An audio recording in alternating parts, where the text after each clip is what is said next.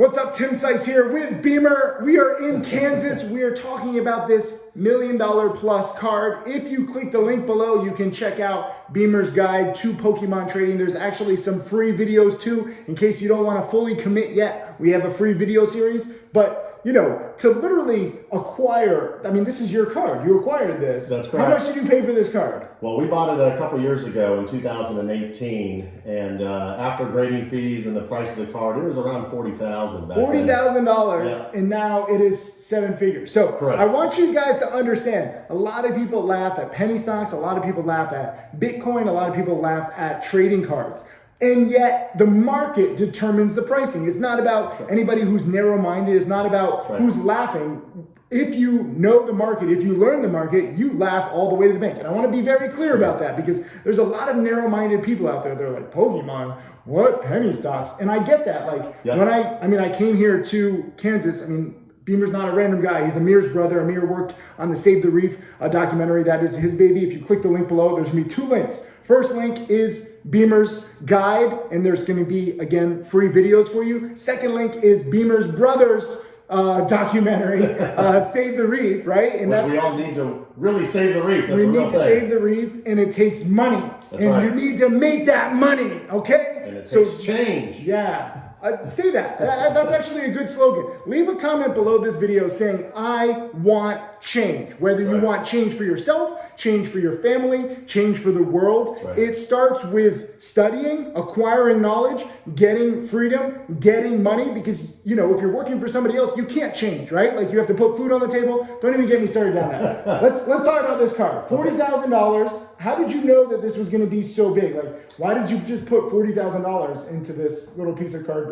So about 20 years ago, our company, Collector's Cash, you know, when I was telling the story on the last video, I had talked about how our company was growing and people were becoming more and more aware of us, right, on a national scale and even a worldwide scale. So we had put some feelers out there about 20 years ago that we wanted to buy a Japanese illustrator. And we also wanted a set of the Japanese trophy cards, which are a set of 3 cards with Pikachu holding a trophy. They're super rare cards, like Illustrator, and actually more rare than Illustrator. They just don't have that name. You know, it's not the Illustrator. It doesn't have Pikachu with the paintbrush and all that stuff. Right. It's the whole like artist theme, right? And we all know that fine art, you know, some pieces are worth millions and tens of millions of dollars. So anyway, how much is this worth? It's a Van Gogh. It's 80 million. You can have it for half He's price. kidding. He's kidding. This is not a Van Gogh. This is real. We don't make jokes about money, Beamer. Come on. You're the jokester. I'm just playing along. Okay, so anyway, so back to about 20 years ago, we had found a source in Japan that had the Illustrator card and the 3 trophy cards. And so we really didn't care what we paid for them. We just wanted to have the rarest Pokemon cards just to say we had them. Because we felt that would solidify our business and separate. You know what business how it is? In your cap. Correct. If you can separate your business, for those of you that have businesses already, if you can find just that key competitive edge or some kind of niche or something that you're offering that no one else does, all of a sudden you stand outside, you know, the norm, and people start paying attention to you. So we got these cards, and if you remember back in the late 90s, and it's just fun too. Of course, I mean, it's a treasure hunt trying to find something like this. You know, they're impossible. So we find them, and back then eBay had really just started. It was in the late 90s. I mean, eBay probably had been going for maybe 3 or 4 years. I don't know what it was, but we had registered on eBay, and we said, well, what we're going to do, this was our strategy. So we want to send them to PSA, which is one of the grading card companies in Newport Beach. We want to get them graded, and then we want to go crazy. We want to list the Illustrator card. Let's just talk about Illustrator because we listed the other cards too. We wanted to list the Illustrator card on eBay with a starting bid of 1 penny. Penny stocks, right? So theoretically, if only one person bid, it would only sell for a penny with no reserve. Oh my God. So basically, you know, we had paid, I think at the time we had paid something like $7,000 or $8,000 for the card. And so we're like, gosh, this is a huge gamble. Well, eBay back then had this feature where you could pay like $100 and you could have your eBay listing rotate on the homepage. So when people would go to ebay.com, they would see it on the homepage. And so what's incredible about this story was at the time, we had a really big customer. This customer is in St. Louis. We had become good friends. We had gone to his house and visited him because we had to. He told us that he owned the original ruby slippers from the Wizard of Oz. Like who says that? Like who honestly like tells you, hey, I've got Dorothy's ruby slippers, and where are we from? Did you see them? We're from Kansas. Have you seen the slippers? I've seen the slippers. They're real. I saw them with my own eyes, and I also learned, he had them in a bulletproof case, sitting on a yellow brick road. It was like an octagonal showcase. It was incredible. But what was crazy was he had told me there was actually 4 pairs of these ruby slippers. Okay. And he had the pair that was used for the close-up shots when she would tap her heels. There's no place like home. Like the best condition, the best preserved. And then he tells me, and this is again 20 years ago, that he turned down an offer from Michael Jackson for $4 million for these ruby slippers. Damn. So now I'm half my age then, in my early 20s. But you learned. I'm really learning. This is what I learned was scarcity. And owning rare things really allows you to set your own price. Now, the key is to be able to afford to be able to do that, right? You can't invest all of your money and then need money to pay rent, and then you have to fire sale it and lose money. But if you can afford to buy something super rare and just sit on it, there's going to be famous people or wealthy people that are going to come after those items, whether it's artwork or the ruby slippers or the card. You just have to make sure that they are scarce, that they're real. That's right. That's just a waiting game. That's a big deal. So it's a lot of preparation. It's not just like, let me just buy anything. Correct. I heard this was rare. Like, 100%. How many of these illustrators are there? They estimate 39 were given out. Only 39. 39 of these in the world. Yes. And the grading adds to that. If you actually click the link below and learn from Beamer, you'll learn all about the grading and why it matters. Because not all 39 of them are worth this much. Correct. And we went into a lot of detail about grading and how to grade cards and the different numbers and what they correspond to and things like that. I kissed the illustrator. Okay, so back to the auction, the eBay auction, right? So we bought this card, I'm going to say between $7,000 and $8,000. We paid PSA to grade it. We get it back, and from my recollection, it got a 9 also. Now, there had never been a public sale of this card. They were all trading privately. So we had our boy in St. Louis who was spending big money investing into Pokemon. He wanted to monopolize the Happy Birthday Pikachu promos in Japan and things like that. He said, I have to have this illustrator. And he said, I have to have the other cards. So we said, well, we're going to list it on eBay. We just want the world to see it. We want kind of the notoriety that we own it, whatever. And let's just see what happens. He said, he was a little bit frustrated. It's what a lot of wealthy people, they just want to buy it now and own it. And we said, no, sorry. So we're watching the auction. We're in the last 5 minutes on the final day. It gets down to 4 minutes, 3 minutes, 2 minutes, 1 minute. And now the seconds are ticking. If you've ever seen an eBay auction start ticking down, it's ticking down. And the auction's at maybe $7,000 or $8,000. So we're like, dang it, we bombed this, right? I mean, unless a couple of heavy hitters come, our buddy in St. Louis is probably going to win it at 8,000. We're going to make $50 profit on the whole deal or whatever. And then we're F5 and we're refreshing. And then all of a sudden the auction ends and the price is $22,877.77. That's a real number. Nice. I'm sure eBay can pull it from their database. There's Beckett Magazine actually did an article on the card and published it, et cetera, et cetera. So the second that thing finished, the guy from St. Louis called my cell phone. And he starts cussing me out. He starts yelling at me. He starts getting mad. He says, there's no way that happened. That's a fake bid. The guy that won had 7 feedback. He's like, there's no way. I said, well, we'll see what happens. So we contact the high bidder, and he happened to live in Key West, Florida. Very wealthy guy, and you're going to appreciate this. Made, I think, a couple $100 million in the stock market in the 80s. Cool. Okay, so he was one of you, right? Huge trader. I haven't made that much. Okay, well, you're on your way. Don't worry. I donate all my trading profits. You give it all away. Sure. So anyway, so he's telling us, hey, I like to just, so we said, well, why did you buy this? Do you know anything about Pokemon? He said, no, I don't know anything about Pokemon. And we said, well, how did you find out? Why did you spend this money? He said, well, I was just getting on eBay and I noticed on the homepage, so that extra $100 that we spent per auction, and I saw in the title, it's like rarest Pokemon cards, whatever, and I just had to have it. So I went on there and I bid $25,000 on the illustrator, and he also bid $25,000 on the other, and the other guy had bid $22,777.77. So the way the bidding works is it has to outbid in an increment of $100. So he comes in and with 7 seconds left and places these $25,000 bids, which outbids the guy in St. Louis, and all of a sudden we've got $22,877.77. Nice. So he sent the wire transfer. We got it. We shipped him the cards. Everybody was happy, and then the other guy was, of course, upset that didn't get it. And we hadn't owned an illustrator since. So now fast forward to 2018. How did we So you tripled your money on that one. So on that one, we ended up about tripling our money. And you learned a lot, too. Learned a ton. It was incredible. Every single trade, whether I do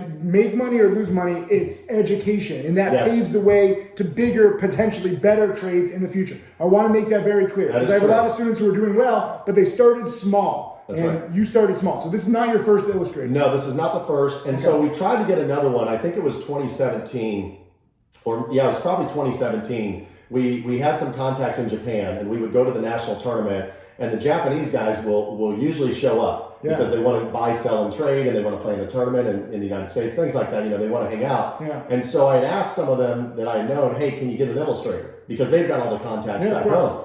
And he said, I know a guy that's got a PSA 8, so it was already great. So how many years between your first illustrator and... That was probably about 17 years. That's how rare it is. You waited 17 years. You didn't want to. You were trying to get it again because you tripled your money the first one.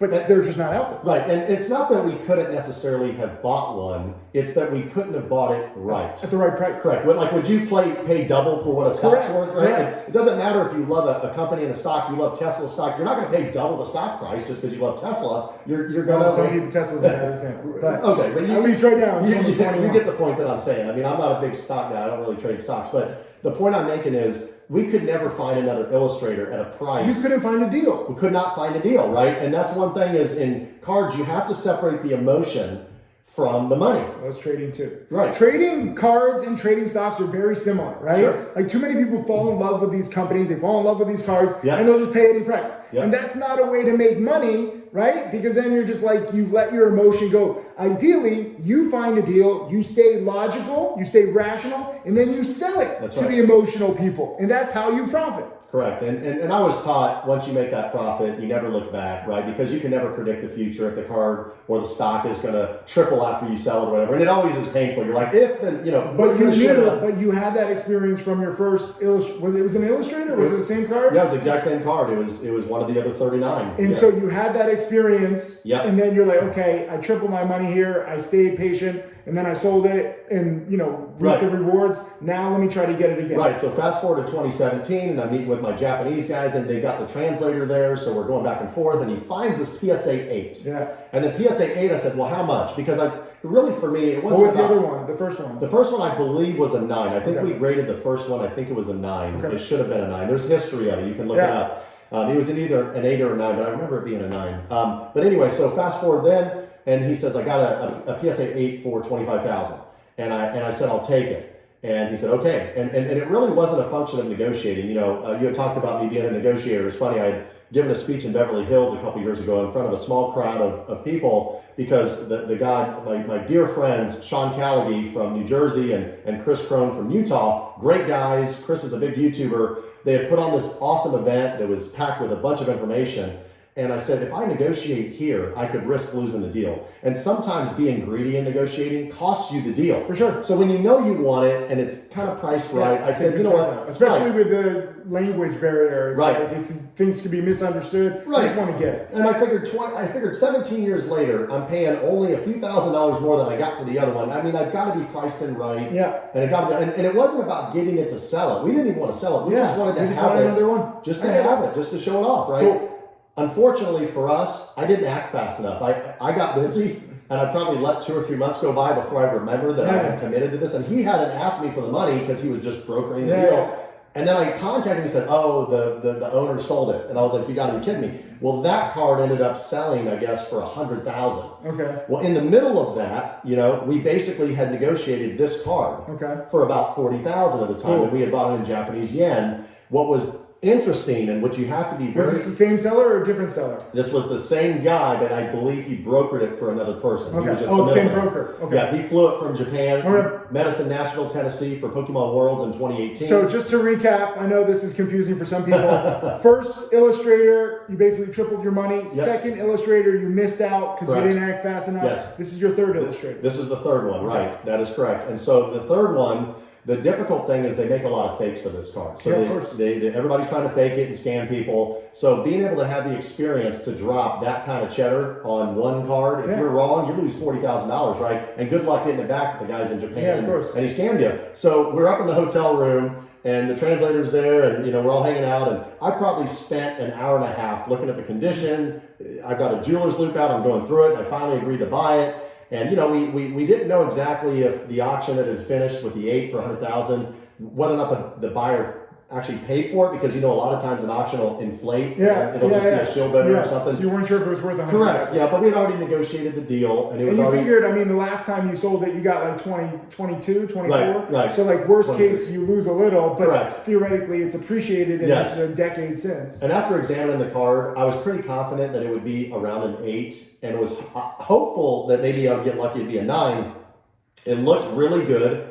Because, PSA, depending on the grader, and they put a lot of graders on a card like this to verify it. I said, well, if it gets an 8, we're fine. If it gets a 9, that's a home run. So anyway, this is a card you never want to really ship if you don't have to. So when we were done there, I flew to San Diego for a Tony Robbins event, actually, a leadership event that he runs every year in San Diego. And then when that event was done, and I've got Illustrator like in my backpack. Nobody knows this. It's just sitting in my backpack. Everywhere I go, I've got this Pokemon card that is iconic. The parallels are crazy. My dad and I used to post like big stacks of cash to inspire my students. My dad and I went to our bank. We got $1 million in cash. We had it in our backpacks. And my dad was like freaking out. And I was like, no one knows it's in our backpacks. And I made him do like, we were in New York, and I made him do like a loop around like the block with $1 million in our backpacks. And he was like freaking out. And I was just like, it's kind of cool to have like $1 million plus in your backpack. Yeah, nobody knows. You didn't know that it was $1 million at the time. And it wasn't worth anywhere near that. Like everybody knew that. I mean, this was, what year was this? This was in 2018. It was in August of 2018. So this was like less than 3 years ago since we're filming this, and it wasn't worth. How much did you think it was worth then? I figured on the on the low end, it probably could bring 60 to 75,000. On the high end, if that 8 was a legitimate offer, it was worth at least that, because the 8 had brought that. So that, again, this card was raw, right? It wasn't graded yet. Yeah. So I have to guess, and you never know. If a grader sees something on the card that I didn't see, it could grade a 6 or a 7, and then we lose money. So one thing everybody's got to remember, just like stocks do or anything else, in the last 6 to 9 months, Pokemon went vertical, right? The hockey stick happened, exactly. Same with crypto, same with the stock market. Everything just hockey stick, right? So this wasn't like we knew that it was worth $1 million and really, paid the guy 40 grand. This was somewhere, 30, 40, 50, 80. I call it going supernova. That's right. And again, what did I learn from the guy with the ruby slippers? This is what was at the back of my head. It's valuable. There you go. So how can I lose on this when I put my money into it and I just sit on it and wait and be patient? It's got to go up. So I'm in San Diego. I finished the Tony Robbins event, and now I got to get to Newport Beach, California. That's not near San Diego, right? Yeah. So I got to take an Uber ride that cost me like $250 all the way to Newport Beach, stay with a friend in Laguna Hills, and I go to PSA and I grade the card. They offer a service called Same Day. Nice. They charged $1,500 just to grade the card, which it's fine, but that's a lot of money considering they offer rates of like $8 in bulk per card. So we get the card back and I look at it, and I'm like, holy cow, it got a freaking 9. I couldn't believe it. How much did that add to the value between an 8 versus a 9? So at the time, everybody was saying that the deal had gone through. So this is, some time had passed. So the word on the street was the PSA 8 sold. It was legitimate. Word is on the street, and the Pokemon street. Right, the Pokemon street. Hey, you see who got the Illustrator now? That's crazy. Like the watch guy. Hey, look at this. I got a Charizard right here. That's exactly what happened. So basically, if we knew that an 8 had actually sold for 100,000, a 9 would have to be 125 to 150. Kind of was what we thought it. So we already had realized, wow, we had made a really big profit here. Nice. But again, we didn't buy this card to sell it and make the money. It's a rare situation. It's kind of that ironic paradox where you try to tell people, hey, I was teaching in the course about the art of the flip. And you do this every single day. Buy, sell, you're a day trader. So the art of the flip is where you can make a lot of money. But there's billions of shares of penny stocks. There's only 39 of these. That's what I was thinking. And how many are graded 9s out of those 39? 7. Okay. And actually, when we graded it, we graded the 6th one. So somebody in Japan had one that was raw and graded it and made a 7th one. So out of the 39, we've got 110, 7 9s, and it all goes downhill from there. So now there's a few people interested, and now they're trying to be smart. They're trying to negotiate and haggle. And so I remember a couple guys said, just give me a price.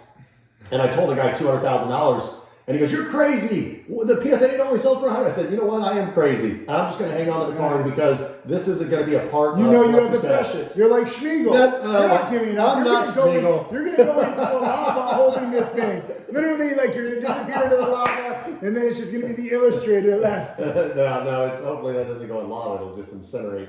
But so yeah, we turned down that offer, and since then, you know, people have kind of checked in and probed us to see if it was for sale and what we would take for it. And the more interest we got, and as Pokemon in 2020 really started, the hockey stick started, we kind of just said, "Whoa, hit the brakes. Yeah. This thing's off the market." You got something. And we let it go and we let it marinate. And so what was funny was there's a guy in the Pokemon industry that we've known forever. He's bought some cards from us, so he's been a customer in the past. Great guy. His name's Scott. And he has been one of the kings of creating the market for these high-end Japanese and, you know, high-end cards.